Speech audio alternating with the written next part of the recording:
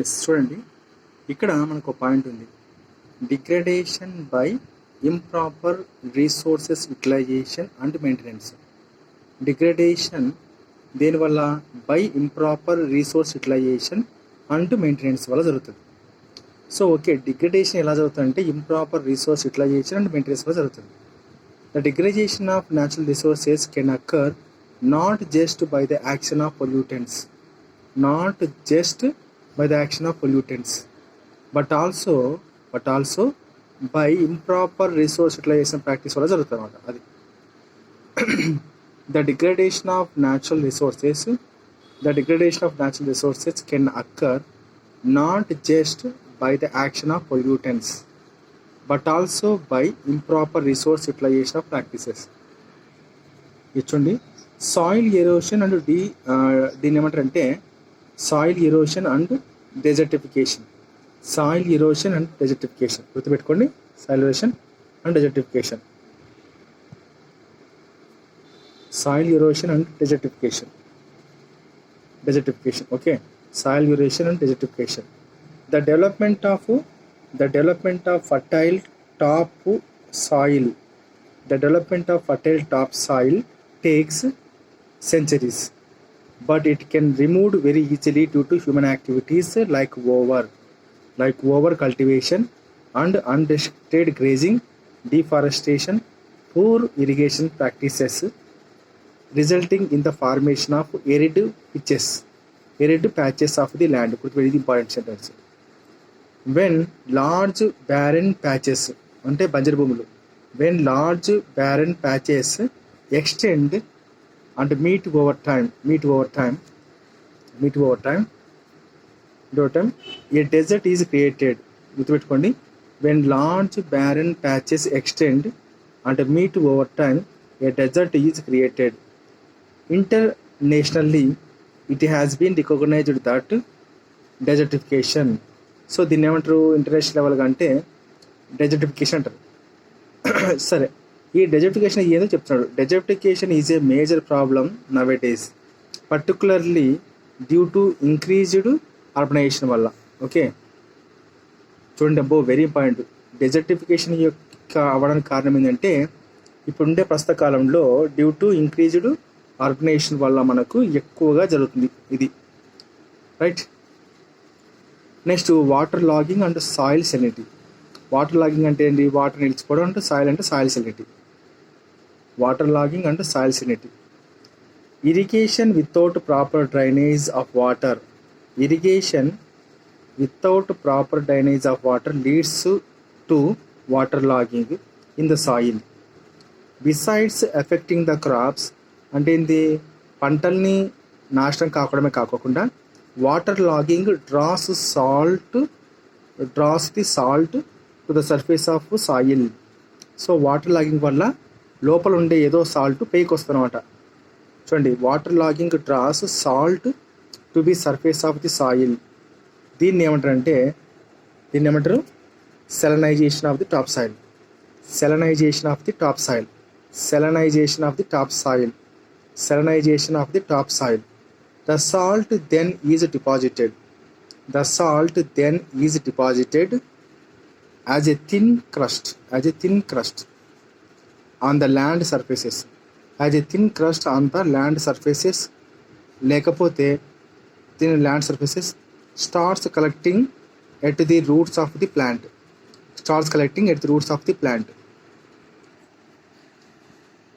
This increased salt content is inimical. అంటే ఏంది? గుర్తుపెట్టుకోండి, ఇనిమికల్ అంటే అన్ఫేవరబుల్ అంటే అర్థం. దిస్ ఇంక్రీజ్డ్ సాల్ట్ కంటెంట్ అనేది అంత మంచిది కాదు, అన్ఫేవరబుల్ అని చెప్తాడు. ఎందుకు? To the growth of crops and is extremely damaging to agriculture.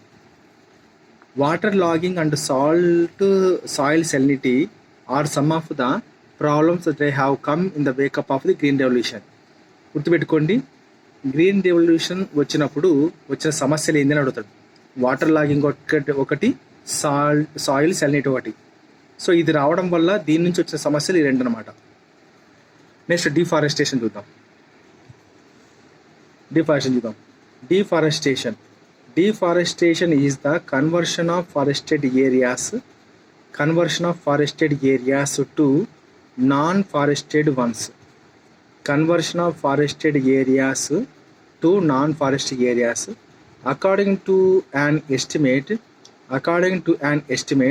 almost 40% forest have been lost in the tropics. గుర్తుపెట్టుకోండి, almost 40% forest have been lost in the tropics compare to only 1%. Okay, compare to only 1% in the temperate regions. According to an estimate almost 40% of forest have been lost in the tropics.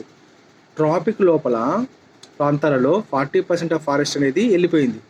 కానీ temperate అంటే ఏంది, cool అంటే ఏంది, చల్ల ప్రదేశాలలో only 1% of forest మాత్రం వెళ్ళిపోయిందని చెప్తున్నాడు. At the beginning of the 20th అంటే 20వ శతాబ్దం, at the beginning of the 20th century, forest cover about 30% of the land of India. Forest cover about 30% of the land of India.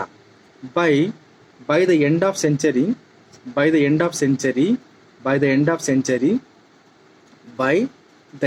century, it sinks when the forest cover shrinks to 19. అంటే ఇది forest covered అనేది తగ్గిపోయింది.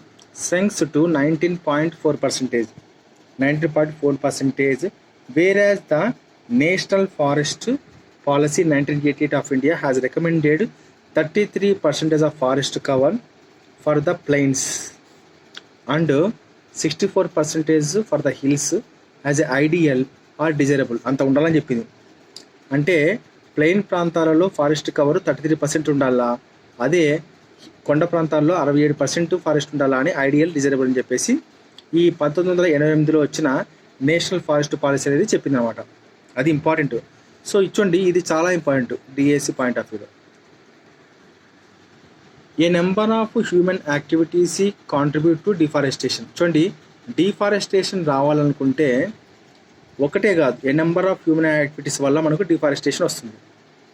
One of the major reasons is the conservation of forest to agricultural land. Conversion of forest to agricultural land.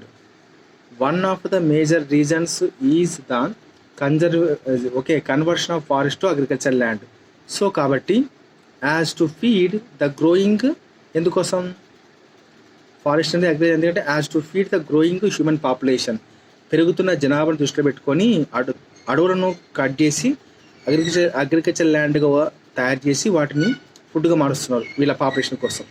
Trees are axed for timber and firewood, cattle ranching for several other purposes. Okay, అంటే ఇది axe అంటే కట్టుడు అని అర్థం. Slash గుర్తుపెట్టుకోండి, ఏంది ఇది, ఇది ఏమంటున్నాడు, slash cut, SLASH slash cut and burn agriculture.